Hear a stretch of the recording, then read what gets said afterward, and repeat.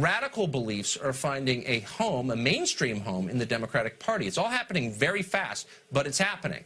Yesterday on CNN, future Congresswoman Ocasio-Cortez accused ICE of operating secret black sites on the border. For real, watch this. Its extrajudicial nature is baked in to the structure of the agency, and that is why they're able to get away with black sites at our border, with the separation of children. Even our own members of Congress are not able to access what is happening in these sites. And that in and of itself, the secretive nature, and when we know that children are being kept and that human rights abuses are happening.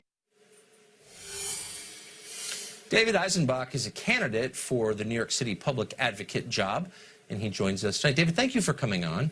Thank you. Okay. Do you believe that ICE is running secret black sites that are abducting children? And if so, are they doing it in conjunction with aliens? I don't know anything about that, but I do know that if we did get rid of ICE, we would have a replacement that would be on the ground, that would be able to stop the things that you're freaked out about, like the importation of drugs and criminals on the streets. Here's what bothers me. It's not that I think any government agency is irreplaceable or that you should never reform government. I think you should, actually. I think that's a healthy thing for a democracy. What freaks me, it absolutely is, and I'm advocating for it night after night. But what scares me is the recklessness behind this. People just saying, well, just get rid of it and someone will take up the slack. Actually, in the real world, that's not how things work. Well, if you're the one calling for the elimination of an agency, then why don't you tell me in very specific terms how you're going to keep my kids from getting hurt? Well, I think, Tucker, you're taking that language on a campaign trail, and now you're assuming that that's the plan when you're actually going to the policy realm, and you know that that's not how it works. I don't know. Well, okay, but you're right. I'm not saying ICE is going to be eliminated tomorrow. What I am saying is that Democrats in the mainstream, this woman's going to be a congressman from New York, are advocating for it and getting elected on the promise to do it. And so that makes me think I've got a responsibility to take this seriously. Like, what are they calling for? Tell me. And it's like, oh, shut up. No details. No. She's actually given details. And the detail is that ICE was created in the wake of 9/11 when we were, quite understandably, very anxious about a lot of things. That maybe it grew out of control a bit over the course of the years, as federal agencies do, as you know, and that now it's time to reassess that. And then we were able to do the things you were saying before ICE was created. Okay. And why can't we do it I just again? would like to know who's going to do them now. I mean, the guy I just spoke to said he wouldn't say that if you're here illegally and get busted for DUI, we should deport you. It's like, if we can't agree on that, I don't know. Well, I would agree with you. If I get busted for DUI, I can't have a job. Yeah. But somehow if I'm an illegal alien, I'm like, oh, I have an asylum claim. Really? So maybe they're getting better treatment than I am, and I'm a citizen and a taxpayer? No, I'm not for that. I would just urge you to kind of get away from all the rhetoric and the general assumptions and actually, you know, have an adult conversation about how we can replace one organization with another. I'm the one guy who's asking what the details are. And that's good. I'm not having a rhetorical conversation. Right. I'm like, give me the details. No, we don't have those. Okay. David, thank you. No, but one thing I will say is that that her victory was a victory against the Democratic establishment, which was ignoring the fact that New York City is becoming less and less affordable. Corporate Democrats, their day is numbered. Nancy Pelosi. Okay, well, I'm with her there. I'm with her on that. You know what? We can be with each other on a lot of things. We're out of time. Maybe so. Thank you. ICE was just established in 2003 in the same suite of legislation as the Patriot Act and the Iraq War. In order for us to feel safer in our streets, our churches, our schools, and our homes, we must abolish ICE. This is the legislation that we need, and this is the legislation that is going to move us forward as a country. Okay, so that is a commercial from Alexandria Ocasio-Cortez. Shockingly, she beat one of the most powerful members of Congress, Democrat Joe Crowley here of New York, referred to as the King of Queens. And as you can see right there, one of her platform stances, get rid of ICE. Michelle Malkin joins us now, host of Michelle Malkin Investigates on CRTV. Michelle, what is this big pull now, get rid of ICE, as if they are the problem as they crack down on illegal immigration in our country? Yeah, I don't just question the patriotism of the Abolish ICE movement. I question their sanity. And the danger I see is that it's become a mainstream view.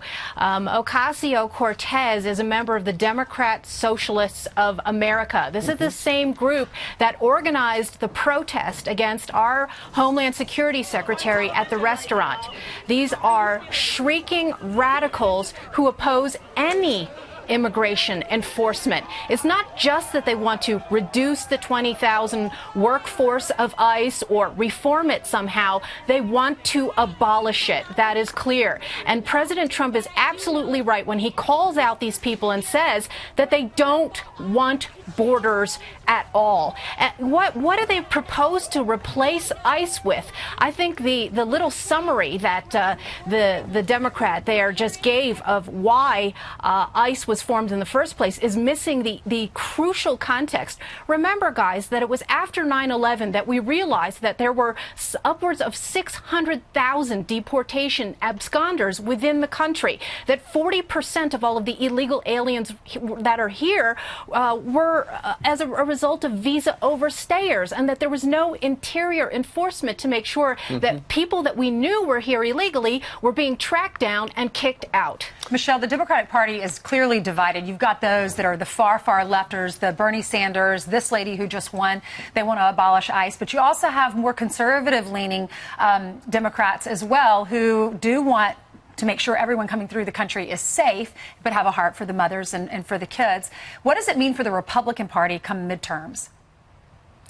Well, I think if people like this woman who just won in New York, as well as the supposed far left congressmen who are currently sitting in office, people like Representative Blumenauer in Minnesota and Jim McGovern in Massachusetts, who have also come out for abolishing ICE. There are some 20 congressional candidates now running on that platform. It's less about the Republicans than it is about the Democrat Party. You say that there are moderate or sane Democrats out there who oppose this. Well, I think that they have a huge amount of pressure on them, especially since you have Kamala Harris now coming out and basically saying, yeah, they're basically sanctioning burning ICE to the ground. And look, we've got ICE field offices all across the country now that are under siege. Many have been shut down by these abolish ICE protesters. Where are the Democrat leaders to condemn the disruption of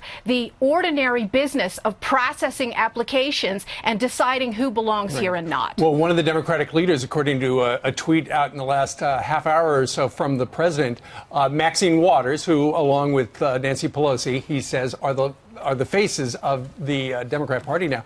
Did you see this piece of video? I saw it on Drudge yesterday. It was posted by investigative reporter Laura Loomer, who is a Trump supporter, and because Maxine Waters said go out and confront members of the president's cabinet, she decided to go out and confront Maxine Waters. Watch this. Please come to my office and talk with me. Where can we eat? We'll be happy to talk with you. Where can a conservative eat at a restaurant in D.C.? Please come to my office and talk. I'm asking you right now. Please come to my office and talk with me. You're talking about civility. Do you think it's civil to call for the harassment of Trump officials? Please come to my office and sit down and talk with me. No, I'm asking you right now. Well, you please come to my office. Are we supposed to sit at the back of the bus? And so she got into that elevator, which was for members only, and they wouldn't let Laura into it. So what do you make of that, Michelle? Well, first I have to say kudos to Laura Loomer for turning the tables and giving a little small dose of Maxine Waters' own medicine right back at her. You didn't play it there, but at the end, my favorite part is looking at Maxine Waters' smug smile as she retreats into the sanctuary of the members-only elevator. You know, this is a woman, and I've been covering her since I worked at the Los Angeles Daily News in the early 1990s, who made a name for herself. Her entire political persona has been as a mob instigator. She was the one that excused the riots in L.A. that cost 63 people their lives, $1 billion in property damage, 12,000 arrests. She called it a rebellion that was justified by social justice. This is a woman who made common cause with Crips and Bloods and Damian Williams, who yanked poor Reginald Denny out of a truck at a corner in South Central LA, and basically said that these were just troubled youths. Is it any surprise? Once a mob inciter, always a mob inciter. And now you've got all these Democrat leaders who are pretending to distance themselves from her. The fringe is the center in the Democrat Party. Michelle, thanks. Notice she was confronted at work, not at a restaurant, not at Sears, at work. That's right. She's calling for everybody to be disrupted, whether they're pumping gas or out with their families. With their families. Right. Thanks, That's Michelle. Right.